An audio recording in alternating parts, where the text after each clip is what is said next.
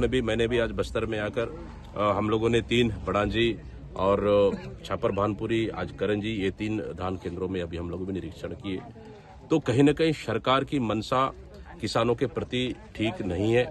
सरकार किसानों का धान न खरीदे इसलिए इस तरह की षड्यंत्र कर रही है।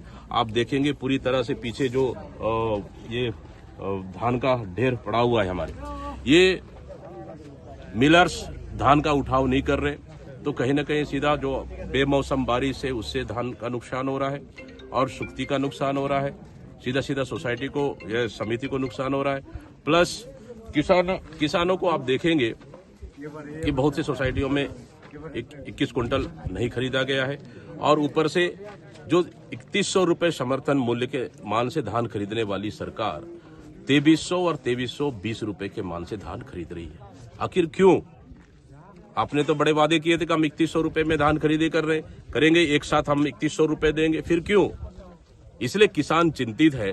आखिर अंतर का राशि आखिर कब मिलेगा? यही पैटर्न में हम लोग धान खरीद रहे थे, ये तो बड़ा हल्ला कर रहे थे। तो इस तरह से कहीं पानी का सुविधा नहीं, न कहीं उठाव का सुविधा नहीं।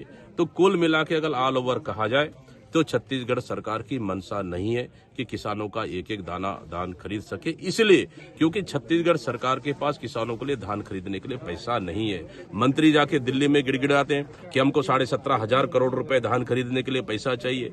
तो इस तरह से कहीं न कहीं किसानों के साथ धान खरीदे ना हो, ये सरकार चाहती, उनका मंशा स्पष्ट रूप से साफ नहीं है। इसलिए हम लोग धान खरीदी केंद्रों में आज पूरी तरह घूम रहे हैं और देख रहे हैं। तो किसान चिंतित हैं और किसान आज याद भी कर रहे हैं कि उनको जो हमारी सरकार में कर्जा माफी हुई थी, सीधा उनका हजारों और लाखों रुपए में नुकसान हुआ है। तो किसान आज चिंतित है उस चीज पे। स्वाभाविक सा रूप है कि धान खरीदी केंद्र की अव्यवस्था और एक बड़े आगामी समय में हम लोग इन अव्यवस्थाओं को लेकर एक बड़े स्तर पर पूरे प्रदेश में बड़ा प्रदर्शन करने की तैयारियां कांग्रेस पार्टी करेगी।